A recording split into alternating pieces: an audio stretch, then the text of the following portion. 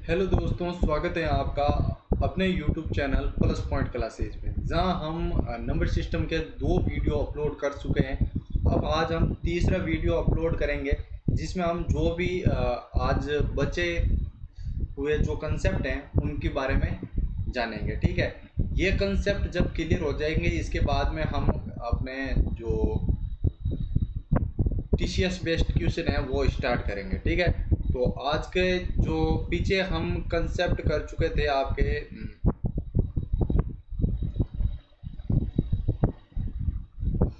देखो, हमने जो भी कंसेप्ट पढ़ लिए थे, अब हम क्या करेंगे।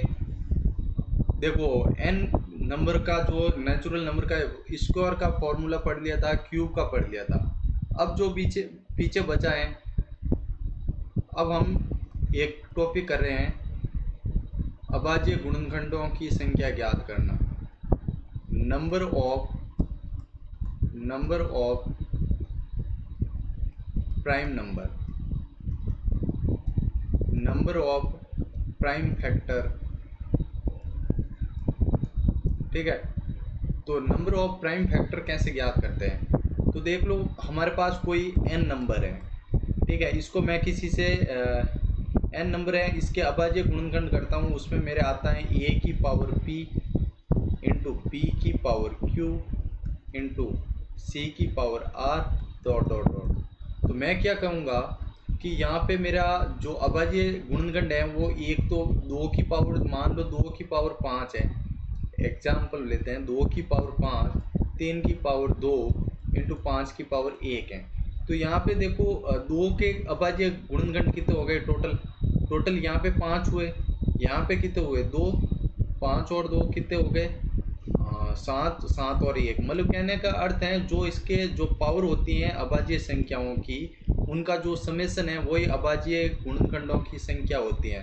तो p plus Q plus R dot dot dot, ये है इसके अभाज्य संख्याओं का गुणनफल का, जो अभाज्य संख्याओं के फैक्टर का है संख्या की। ठीक है, अब हम पढ़ते हैं।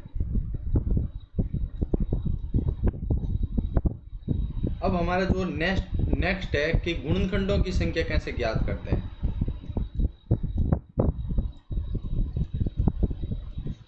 कितने गुणनखंड होते हैं किसी चीज़ के, जैसे 4 को लूँ तो 4 के कितने होंगे, 2 हो सकते हैं। देखो, 4 गुणनखंड खुद हो सकता है, फिर 2 हो सकता है, फिर 1 हो सकता है। मतलब 4 के गुणनखंडों की संख्या है वो आपके 3 है। तो इस टाइप से हम कैसे गुणनखंडों की संख्या ज्ञात करते हैं। जैसे 8 के लिए 1 से डिविजिबल है, 2 से है, 4 से है और खुद 8 से है। तो इसकी हो गई जो गुणनखंडों की संख्या हो गई वो 4। ऐसे हम कैसे निकाले, बड़ी संख्या देते तो कैसे निकालेंगे। तो आपको कुछ नहीं करना है।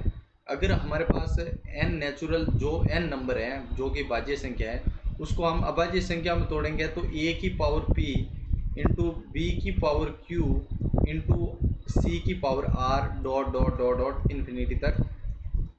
ये चीज़ समझ में आ गई। अब आपको कुछ नहीं करना है, इसकी जो p प्लस 1 करना है उसका मल्टीप्लिकेशन कराना है q प्लस 1 से, और इसका मल्टीप्लिकेशन कराना है r प्लस 1 से डॉट डॉट। मल्टीप्लिकेशन जो भी पावर होती है उसमें एक ऐड करके मल्टीप्लिकेशन कराओ और वो चीज़ है आपकी। एक एग्जांपल लेके देख ले, अब इसमें खुद में देख लो।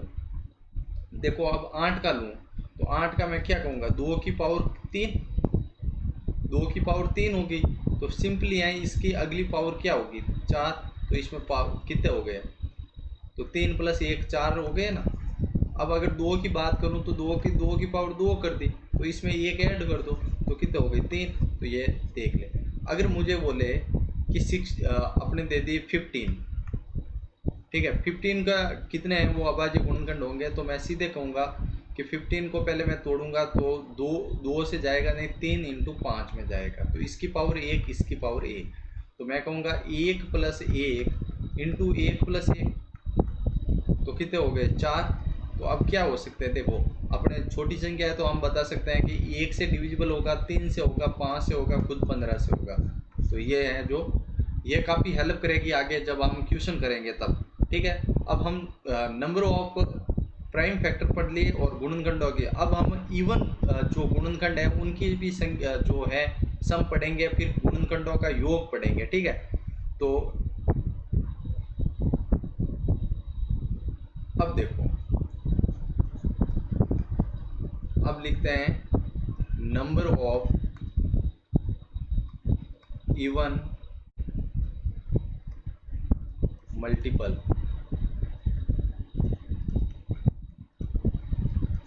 अब देखो सम जो गुणनखंड है उनकी संख्या कैसे निकालते हैं। तो कुछ नहीं करना होता है कि आपको, जब मैंने कहा था कि अगर n को a की पावर p इंटू बी की पावर q इंटू सी की power r plus into dot dot dot ऐसे चलती है, तो आपको कुछ नहीं करना। जो भी मान लो a है वो इवन नंबर है, a इवन नंबर है, तो आपको है वो सिर्फ p लिखना है, p इंटू q प्लस 1 और r plus 1 dot dot dot चलते जाना। ये चीज़ समझ में आ गई? ओके, तो कैसे करेंगे इसको, मैं कह देता हूँ 24।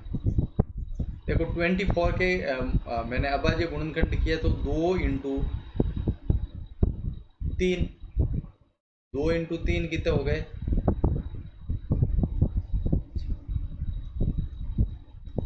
ये हो गए अभाज्य गुणनखंड इसके। तो मैं कहूँगा इसको लिखूंगा 2 की पावर 3 8 इंटू 3 की पावर 1। तो अब मेरे को देखो टोटल, अगर मैं गुणनखंडों की संख्या ज्ञात करूंगा तो 4 इंटू 2 होगी 8 हो जाएगी, ठीक है। अगर मेरे को सिर्फ है इवन गुणनखंडों की संख्या चाहिए, तो मैं क्या करूंगा, इसकी पावर को मैं लूंगा ही नहीं, इसकी पावर को मैं सिंपली आगे ऐड नहीं करूंगा, सिंपल पावर लूंगा, 3 का 3 ही रखूंगा और इंटू इसका 1 बढ़ा के लिखूंगा, तो 2 हो जाएगा, तो टोटल हो जाएगा 6। तो ये निकालते हैं इवन गुणनखंड की संख्या, जो सम गुणनखंडों की संख्या ऐसे निकालते हैं। अब सम गुणनखंड इसके क्या क्या हो सकते हैं, देखो 2 होगा, 4 होगा, 6 होगा और 8 होगा। फिर क्या हो सकता है, 9 होगा नहीं, 10 होगा नहीं, 12 हो सकता है, ठीक है। और 12 8 6 3 2, तो टोटल कितने हो गए? 5।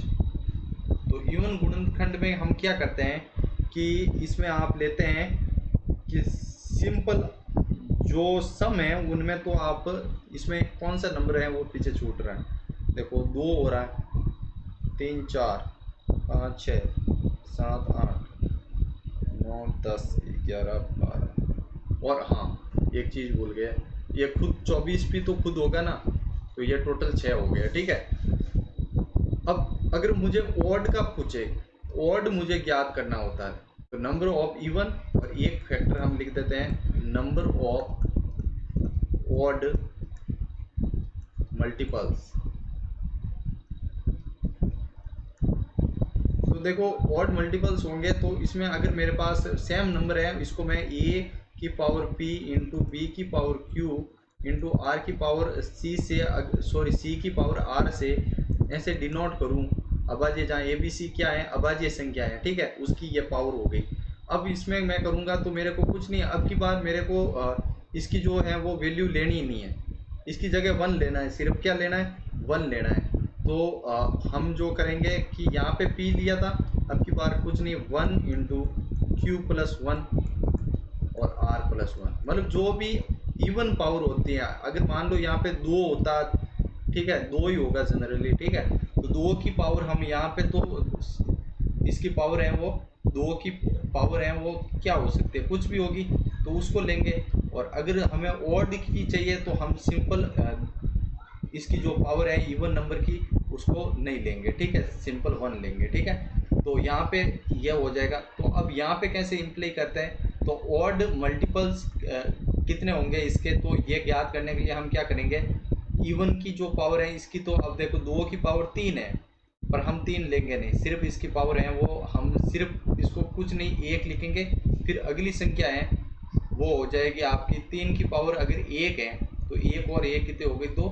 तो यहाँ पे इसको मल्टीपल, अब देखो इवन मल्टीपल्स और ऑड मल्टीपल्स को अगर मैं जोड़ता हूँ तो मेरा कंप्लीट है वो टोटल मल्टीपल आ रहा है, बिल्कुल। तो ये कंसेप्ट आपका सही हो गया। तो आशा करता हूँ कि जो मल्टीप्लिकेशन की आपके जो नंबर ऑफ मल्टीपल्स ज्ञात करने आपको समझ में आ गए होंगे कि number of multiples, number of even multiples और नंबर ऑफ ऑड मल्टीपल्स कैसे ज्ञात करते हैं।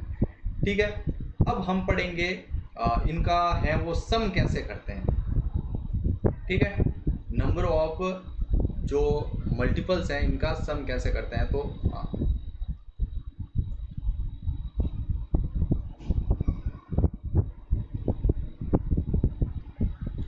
ओके, सम ऑफ मल्टीपल्स कैसे। देखो, अगर मेरे पास अभी मैंने बताया था 24 के मल्टीपल क्या हो सकते हैं, एक हो सकता है, दो हो सकता है, तीन हो सकता है, चार हो सकता है, छः हो सकता है, आठ हो सकता है, 12 हो सकता है और खुद 24 हो सकता है। तो यहाँ तो हम जब हर नंबर के लिए इनका एडिशन जब हमें करना होता है, इनका एडिशन जब हमें करना होता है तो हम ऐसे करेंगे तो बहुत कैलकुलेशन ज़्यादा हो जाएगी। तो इस कैलकुलेशन को इजी करने के लिए अपना अभाज्य संख्याओं से कैसे है इसका जो मल्टीप्लिकेशन है वो सही कर सकते हैं।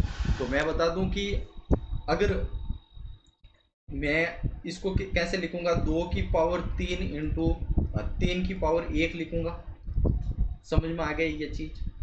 अब कुछ नहीं करना आपको, सबसे पहले तो टोटल नंबर ऑफ निकालने के लिए 2 की पावर 0 प्लस 2 की पावर 1 प्लस 2 की पावर 2 प्लस 2 की पावर 3 तक इनका सम कर लेना है। मल्टीपल में आपको करना है 3 की पावर 0 प्लस 3 की पावर 1, मतलब जहाँ तक 0 से लेके जहाँ तक पावर है वहाँ तक लेके जाना। अब मेरे को बताओ, ये हो गया 8, 8 और 4 12, 12 और 2 14, 14 और किसी भी अगर नंबर की पावर अगर 0 होती है तो उसकी वैल्यू होती है 1। तो ये कितना हो जाएगा 16, 16 इंटू यहाँ पे 3 की पावर 1 हो गई, 3 और 1 कितना हो गई 4, तो 64 है इनका समेसन होगा। अब जोड़ के देखते हैं वाकई में 64 होता है। देखो ये कितने हो गए 36 और 8 कितने हो गए 44, 44 और 6 कितने हो गए 50, 50 54, 54 और 57 और 57 और 3 60। यहाँ पे कुछ गड़बड़ की क्या, ये हो गया 8, 8 और 4 12, 12 और 13 14 और 1 15, यहाँ पे 15 होगा। ठीक है, तो यहाँ पे टोटल कितने हो गए 60। अब देखो हमने ऐड भी किया तो 60 आ रहा था, तो हमारा जो फॉर्मूलेशन है वो सही है। ठीक है, तो आशा करता हूँ कि ये सम ऑफ मल्टीप्लिकेशन भी सब आया होगा। अब हम कहेंगे sum of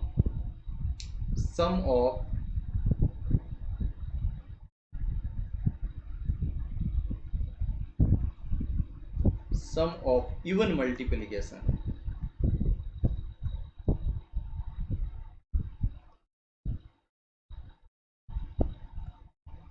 some of even multiplication कैसे ज्ञात करते हैं। देखो कुछ नहीं करना होता है कि जो आप जीरो ले रहे हो उसको नहीं लेना है। जो अगर मान लो ए है वो मेरा इवन है और बाकी बी सी है वो ऑड है। ठीक है, ये ऑड अभाज्य संख्या हो गई, प्राइम नंबर हो गए। इसकी पावर अगर पी है, इसकी पावर क्यू है और इसकी पावर आर है, तो मेरे को क्या करना है कि इसकी पावर है ए की पावर 1, ए की power 2 plus dot dot dot A की पावर पी तक लेना है। इसको मल्टीपल करना है, फिर इसमें ले लो बी में, फिर ले लो 0 प्लस बी की power 1 plus dot dot dot plus B की पावर क्यू ले लो। ठीक है, फिर सी में आपको क्या करना है, सी की पावर भी 0 ले लो, सी की पावर 1 ले लो plus dot dot dot C की पावर है वो 0 सॉरी आर ले लो। ठीक है, तो ये आपका कंसेप्ट हो जाएगा कि ये आएगा सम ऑफ इवन मल्टीप्लिकेशन। ठीक है, अब एग्जाम्पल लेके समझे। 24 का ही ले लो आप सेम, 2 की पावर 3 इंटू 3 की पावर 1। तो आपको क्या करना है कि हमें जब इसका सम चाहिए तो आपको 2 की पावर 0 नहीं लेना, क्योंकि यह हो गई इवन। और हमें इवन मल्टीप्लिकेशन चाहिए, तो हमें 2 की पावर 0 नहीं लेके 2 की पावर 1, 2 की पावर 2 और 2 की पावर 3 इंटू 3 की पावर 0 प्लस 3 की पावर 1। अब इसको सॉल्व करोगे आप तो ये हो गया 2 प्लस 4 प्लस 8, इसको मल्टीप्लिकेशन करना है और 3 और ये हो गए 1 4। अब देखो ये हो गया 12 और 2 14, तो ये हो गया 56। अब देख लेना आप उसको भी अगर सम करोगे तो 56 ही आएगा, ठीक है। अब 56 इसका हो जाएगा सम। अब ऑड नंबर का अगर हमने पीछे क्या देखा था, टोटल 60 होता है।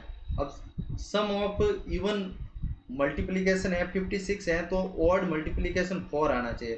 तो ऑड मल्टीप्लिकेशन के लिए क्या फॉर्मूला होगा वो चीज़ देखते हैं।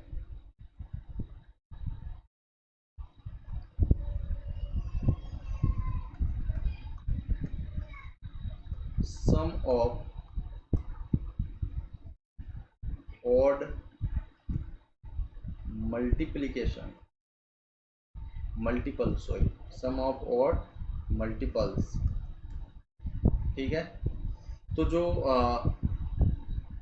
विषम गुणांक हैं उनका जो योग कैसे ज्ञात करते हैं किसी नंबर का, वो चीज़ देखते हैं। तो इसमें क्या होता है कि जो इवन नंबर होता है, इसमें क्या करते हैं कि इवन नंबर की सिर्फ जीरो वाली टर्म लेते हैं।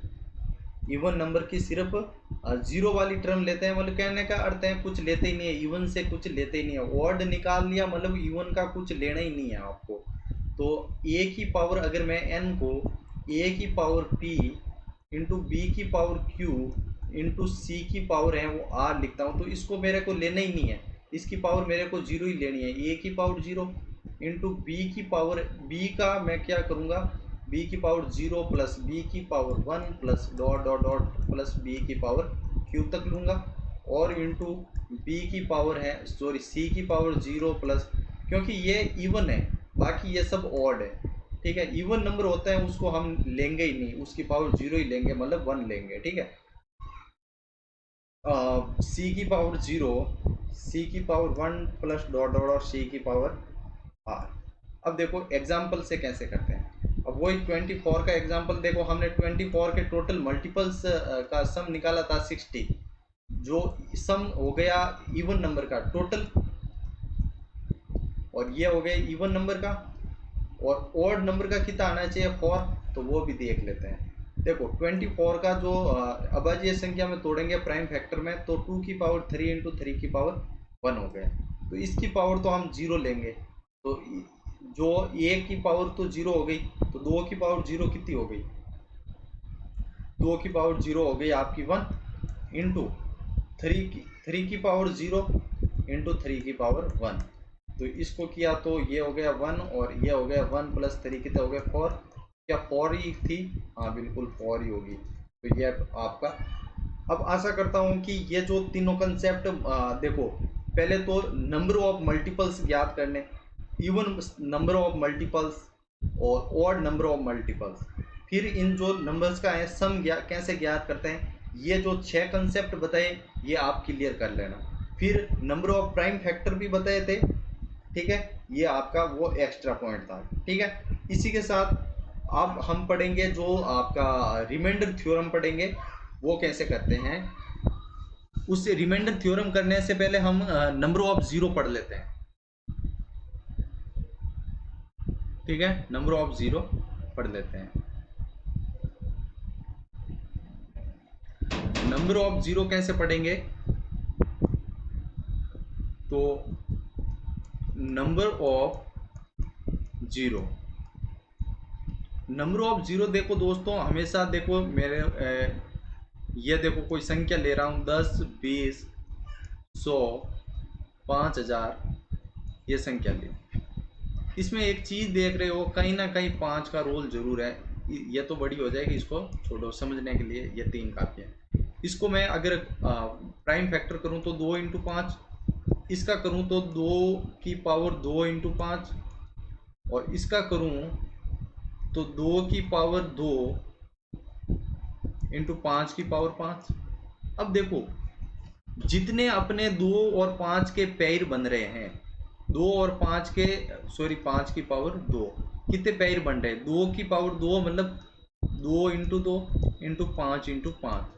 पैर कि इसका और इसका पैर बन गया, इसका और इसका कितने दो पैर बने, तो इतने ही जीरो है। मतलब जितने पैर बनते हैं उतने जीरो होते हैं। यहाँ पे देखो पैर है वो, इसको 2 इंटू 2 इंटू 5 लिखा। अब देखो पैर सिर्फ सिंगल बन रहा है तो सिंगल जीरो आ रहा है, ठीक है। यहाँ पे देखो पैर एक बन रहा है तो जीरो भी एक आ रहा है। मतलब आप इससे चीज़ें निकालोगे कि number of 2 and number of 5 max number of zero, ठीक है। तो वैसे हम क्या करते हैं, नंबर ऑफ जीरो ज्ञात करते हैं। तो कोई भी नंबर, यहाँ से आप ये कंसेप्ट क्लियर हो गया होगा। Okay okay. अब हम क्या करते हैं, कोई भी एक एग्जांपल लेकर देख लेते हैं।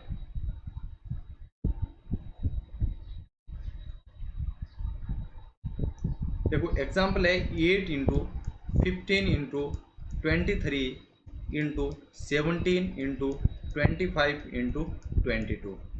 अब देखो इसमें क्या किया, 2 की पावर 3 अपने दूसरी मतलब है इसको 5 की power 1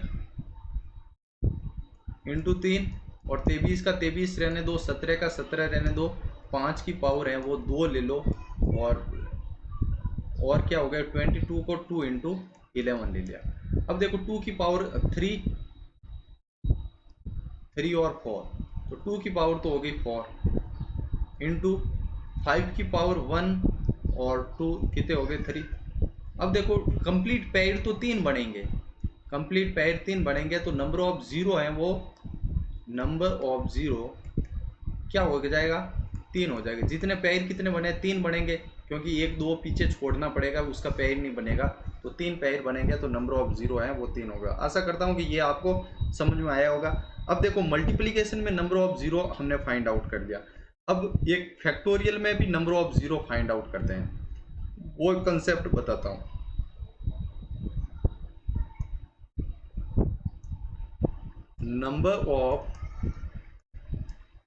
number of zero in factorial.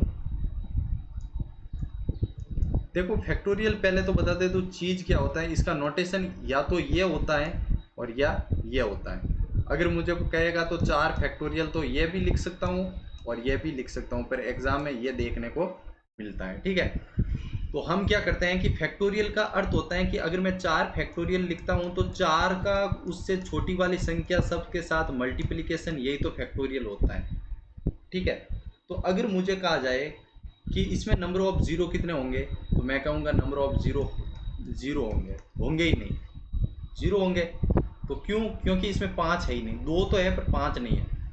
अब जब 5 फैक्टोरियल या इससे 5 फैक्टोरियल होता है, उसमें क्या होगा 5 इंटू 4 इंटू 3 इंटू 2 इंटू 1, इसमें हो जाएगा है वो नंबर ऑफ जीरो हो गया वो सिंगल एक हो जाएगा नंबर ऑफ जीरो। अब देखो वैसे चलते जाएंगे तो एक चीज बता दूं कि यहाँ पे इंपॉर्टेंट कंसेप्ट है वो याद रखना कि 5 फैक्टोरियल 5 मतलब, या फिर ऐसे कहोगे कि 4 फैक्टोरियल से ऊपर, 4 फैक्टोरियल से ऊपर के सभी फैक्टोरियल का जो यूनिट डिजिट होता है, लास्ट अंक होता है, यूनिट डिजिट है वो आपका जीरो होता है। क्यों, क्योंकि देखो अब अगर मैं 6 फैक्टोरियल लूंगा तो भी 6 into 5 into 4 into 3 into 2 into 1 2 into 1 करेंगे, तो पर ये 5 किसी 2 से, इस 2 का इसका तो रोल पक्का है, इसका रोल पक्का होगा तो जीरो तो पीछे जरूर बनेगा, क्योंकि ये 10 बना दिया। अब कोई भी संख्या होती है, चाहे 500 ले लो, 500 242 ले लो, उसको 10 से मल्टीपल करेंगे तो पीछे जीरो तो जरूर आएगा, तो यहाँ पे है वो जीरो हो जाएगा। तो 5 फैक्टोरियल या फिर 5 फैक्टोरियल लेंगे और मतलब 4 फैक्टोरियल से ऊपर के सभी फैक्टोरियल के यूनिट डिजिट हैं वो जीरो होगी। अब फैक्टोरियल के नंबर ऑफ जीरो कैसे फाइंड आउट करते हैं वो चीज देखते हैं। देखो गौर से देखना, अगर मेरे पास है 50 फैक्टोरियल हैं, इसमें मैं नंबर ऑफ 5 याद करता हूँ। नंबर ऑफ 5 होंगे तो मैं पहले 5 का डिवाइड करूँगा तो सीधा जाएगा 10 बार, फिर 5 का डिवाइड करूँगा तो 2 बार, बस काम खत्म। अब और जाएगा नहीं, इसका ऐड कर लो तो इसको इसमें होंगे जो 5 के होंगे, 5 के मल्टीपल 5 की पावर 12 होंगे। अब इसमें 2 के मल्टीपल कितने होंगे, मतलब हम तो 5 के भी ही देखेंगे क्योंकि 5 के ही तो कम होते हैं और 2 के तो 12 से ज़्यादा होंगे, तो पेड़ तो सिर्फ 5 वाला ही बनाएगा। 2 की अगर अगर मेरे पास 2 की पावर अगर मेरे इसके मल्टीपल में 47 भी होता तो पेड़ तो 12 ही बनने हैं। तो यहाँ पे आप कह सकते हो कि नंबर ऑफ 5 से आप नंबर ऑफ ज़ीरो बता सकते हो। तो अगर नंबर ऑफ 5 12 है तो हमारे जो नंबर ऑफ ज़ीरो भी फैक्टोरियल में नंबर ऑफ ज़ीरो भी हैं वो फैक्टोरियल में होंगे, वो 12 होंगे। ठीक है, ये कंसेप्ट याद रखना। बाकी के क्वेश्चन में अगर पूछे तो आप इसमें और भी 2 से भाग देके नंबर ऑफ 2 निकाल देना और नंबर ऑफ 5 निकाल देना, फिर दोनों को कंपैरिजन करके कॉमन लेके फिर देखना कि कितने पेयर बनेंगे, उस पेयर जितने पेयर बनेंगे इतने ज़ीरो होंगे। ठीक है, तो ये हो गया फैक्टोरियल का कंसेप्ट। नंबर का बता दिया, नंबर में कैसे निकालते हैं वो भी बता दिया। अब देखो बहुत ही अच्छा कंसेप्ट है कि यूनिट डिजिट वाले तो हम एक अलग लेक्चर बना देंगे। ठीक है, उससे पहले मैं 2 लास्ट डिजिट का जो होता है अपना 2 लास्ट डिजिट है उसका हम देखेंगे। लास्ट 2 डिजिट है वो देखेंगे, कोई भी नंबर है उसकी लास्ट 2 डिजिट कैसे फाइंड आउट करते हैं। ठीक है, तो वो भी हम देख लेते हैं।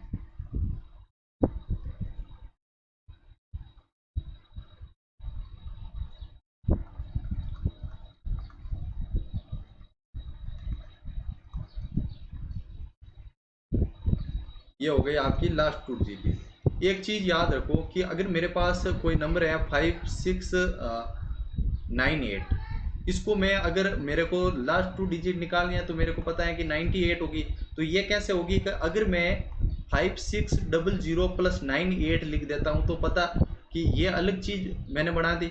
अब इससे मैं क्या कंक्लूजन निकालता हूँ कि अगर इसके पीछे अगर 2 जीरो आए तो अगर 100 से अगर मैं इस संख्या को डिवाइड करता हूँ, क्योंकि होने वाली संख्या 100 से तो बड़ी होगी कि उससे पहले तो हम 2 डिजिट रिमाइंडर निकाल भी नहीं सकते। तो यहाँ पे है वो आप निकालोगे कि यहाँ से डिविजिबल हो जाएगा कंप्लीट 100 से 98। तो अब हम ये चीज़ देखते हैं कि अगर नंबर लास्ट 2 डिजिट निकालने होते हैं तो हम क्या करते हैं कि उसमें 100 का डिवाइड कर देते हैं। 100 का डिवाइड करने से हमारे पास लास्ट 2 डिजिट आ जाता है। हम एग्जाम्पल लेके देखते हैं। ठीक है, एग्जाम्पल क्या है देखो,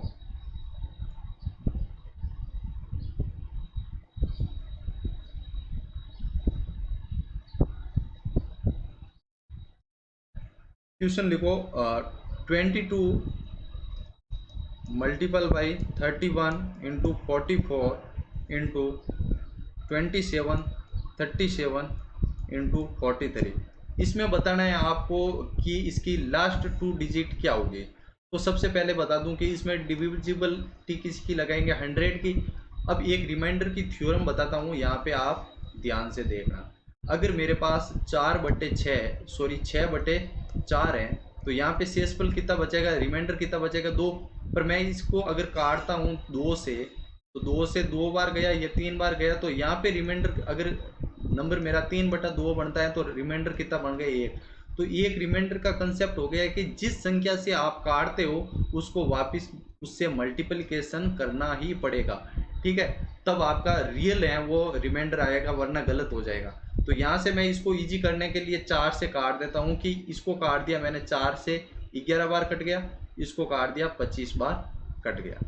ठीक है, फिर इसको क्या करता हूँ, इसकी जगह मैं माइनस रिमाइंडर भी होता है। देखो एक माइनस रिमाइंडर होता है कि अगर मेरे को 22 में 25 का भाग देना होता है तो मैं रिमाइंडर लिखूंगा -3 होगा। ठीक है, क्योंकि एक बार भाग दूंगा तो पूरा 25 बार जाएगा। इसको कैलकुलेशन इजी करने के लिए हम माइनस रिमाइंडर यूज करते हैं। तो इसमें अब अगर मैं 3 ऐड कर देता हूँ तो 25 बन जाता है। तो अगर वापिस रिमाइंडर कितना हो जाएगा -3, तो -3 रिमाइंडर हो गया। तो यहाँ पे मैं लिखूंगा -3 रिमाइंडर। यहाँ हो जाएगा आपका रिमाइंडर हो जाएगा प्लस का 6 हो जाएगा। यहाँ रिमाइंडर हो जाएगा आपका 11 ले लो आप, 11 खुद ही रिमाइंडर बचा के रख दो। यहाँ पे आपका रिमाइंडर हो जाएगा 2। और यहाँ पे हैं वो, अगर आप डिविजिबल करते हो तो 12 रिमाइंडर हो जाएगा। और यहाँ पे कर देते हैं -7 सॉरी, क्योंकि 50 बार तो चला जाएगा, फिर 50 बनाने के लिए इसमें 7 ऐड करने पड़ेंगे वो, तो इसलिए -7 रिमाइंडर ले लिया। इसमें भाग दे देते हैं हम 25 का। अब देखो यहाँ पे ये जो माइनस है, माइनस से मल्टीपल होके प्लस बन जाएंगे तो लपड़ा खत्म हो गया ये तो चीज़ का। अब देखो इसको इससे मल्टीपल किया तो कितने हो गए 18, इसको इससे मल्टीपल किया तो कितने हो गए 22, और इसको इससे मल्टीपल किया तो 84। इसको 25 से डिवाइड करना है। अब देखो यहाँ पे रिमाइंडर कितने बचेंगे, माइनस का कितना बचेगा, -7, और यहाँ पे रिमाइंडर बचेगा -3, और इनटू यहाँ पे देखो 74 बार तो पक्का जाएगा, 75 बार, और 75 और 9 रिमाइंडर बच जाएगा 84 बनने में, ठीक है, बटे 24। अब देखो यहाँ पे दोनों माइनस माइनस हैं तो मल्टीप्लिकेशन होकर प्लस बन जाएगा। अब मेरे को बताओ 21 इंटू 9 बटे 25, तो इसमें अगर मैं रिमाइंडर बचाता हूँ तो -4 बचेगा। अब देखो अब -4 रिमाइंडर बचता है, तो अब इसको इससे मल्टीपल करता हूँ तो -36, तो -36 है वो रिमाइंडर हो नहीं सकता, इसलिए इसमें 25 ऐड किया तो माइनस का 11 रिमाइंडर बचेगा, और -11 हो नहीं सकता तो मैंने और 25 ऐड किया तो 14 रिमाइंडर बच गया। तो 14 हो गया हमारे रिमाइंडर पर। हमने यहाँ पे आपको जो ये कंसेप्ट बताया था कि उसको जिससे अपन काटते हैं उससे मल्टीप्लिकेशन भी रिमाइंडर को करना पड़ता है। तो यहाँ पे हमने 4 से काटा था तो उस 4 को यहाँ से मल्टीपल करेंगे तो 56 है वो आपका लास्ट 2 डिजिट हो जाएगा, लास्ट 2 डिजिट है वो 56 हो जाएगा। वैसे हमारे आगे जो क्वेश्चन आएंगे अगर सीरीज में तो उनको भी हम सॉल्व कर लेंगे, ठीक है। अब देखो